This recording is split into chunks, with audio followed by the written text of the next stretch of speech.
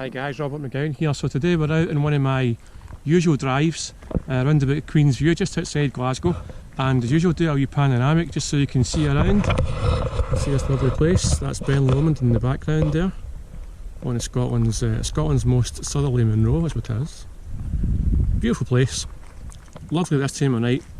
Boxster, roof down, out playing, fun times. I've got to say the drive out here is spectacular. I should say I've been really looking forward to doing this video because we're going to do a video today on expelling the most common Boxster myths, which I've got to say I quite enjoy doing that for some reason. I think because there's been a lot of stuff written about these cars on the internet, there's been a lot of hype and not all of it's true, and you know, a lot of it's kind of misinformation and people don't really know the truth about Boxsters.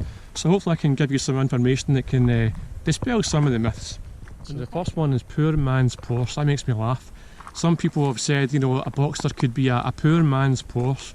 I don't see why that is. You know, it's just as special as any other Porsche.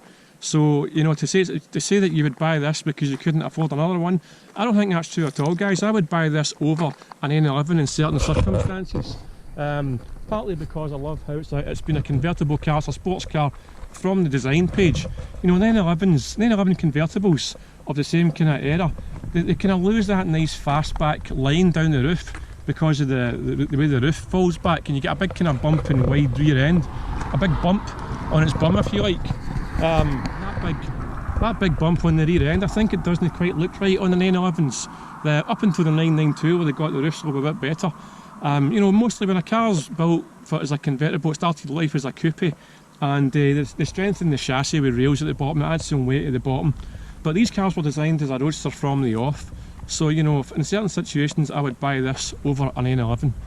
Next one's quite common, is the fact that some people say it's not a real Porsche.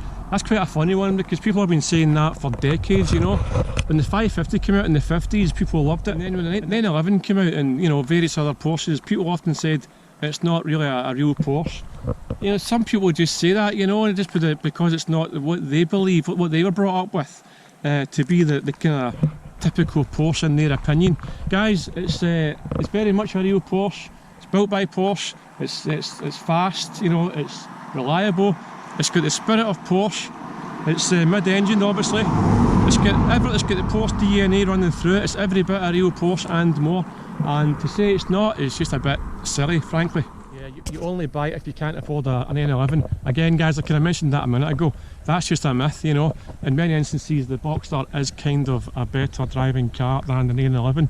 And I'm an N11 owner, but some people can get a wee bit kind of uppity about what they think, you know, is the best driving car, that or an N11.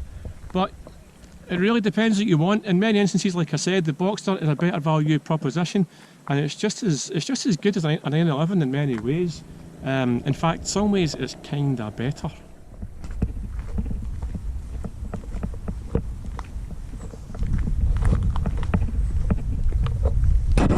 So it's a girl's car, or it's a hairdresser's car. Some people like to call it that, which I think is quite funny actually. I think some people just think a sports car, anything that's got a convertible roof, you know, anyways, two-seater sports car, like some of the Mercedes, like the SLK or whatever they call them, the hairdressers cars as well. And even MX-5s, Mazda Miatas, MX-5s, some people said they were hairdressers cars or girls cars. I drove one of them as well for years, shamelessly, and didn't ever think it was a chick's car at all. You do see females driving sports cars sometimes, but if I'm honest, I would say I see an equal amount of guys driving Boxsters as females, so I don't think a Boxster is a chick's car. It's unreliable. Well, that's not true at all, guys. Boxsters are generally very reliable. Porsches are usually reliable cars. They're known for their reliability. You're always going to get some cases where something's happened to someone, just like any other car, you know, but Porsches are known for their strong build quality, and they're pretty good engineering for most of the time. So for that reason, they're generally very reliable cars. I wouldn't expect you would have problems with reliability with just about any Porsche, but the Boxster is a car that I can say from experience is actually very reliable. So, you know, I don't think anyone can honestly say that they're unreliable to an extent where it's worse than other car manufacturers, bar the odd experience. So in my opinion, Boxsters are very reliable. You go online, you can frequent these the Porsche forums and the online groups, the chat groups. Quite often people go into these forums when they've got a problem, so it can seem as if, you know, you go online, you hear all these problems, share these problems with various people with their cars, and you might think a car's unreliable for that reason. Just remember, guys, that often people only go on these forums when they've got a problem. So you might be reading about their tales of woe or something that's happened recently. You don't get a balanced approach though, because the same people might not come on and talk about how reliable a car is, or how it's been reliable for X amount of years before this issue that they've got went wrong. So bear that in mind when you go online and you see the chat groups talking about problems that they've had with cars.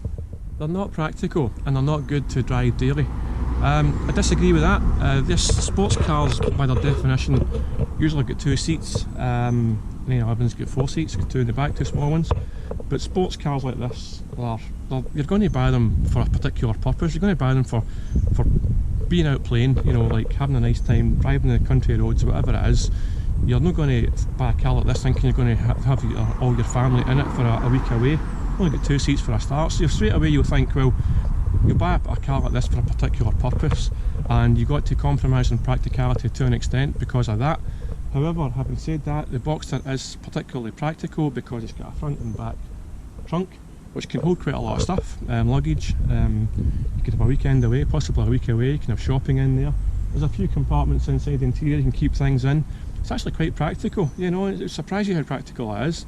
You can get quite a lot of stuff in these wee compartments, and as far as daily driving goes, it's really suited to daily driving. You can drive this car all year round without any problems. It's not too, you know, depending on the model that you've got. If you've got a special edition, maybe a GTS or a Spider or something like that, then it's going to have a bit firmer springs. Even the S model's got a bit more firmer springs, things like that.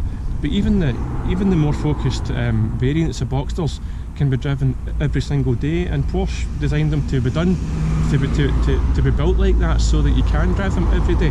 So they're practical and they can be driven every day without any problem.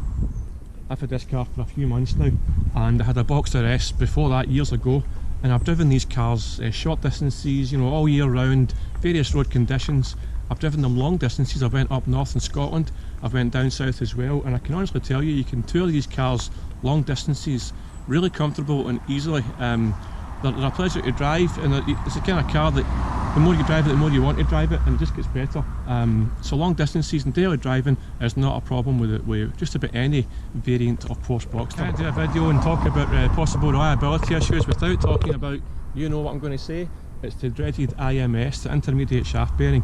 That afflicted certain models of Boxster, and there's a myth that it's been blown out of proportion and it's not as bad as people say it is.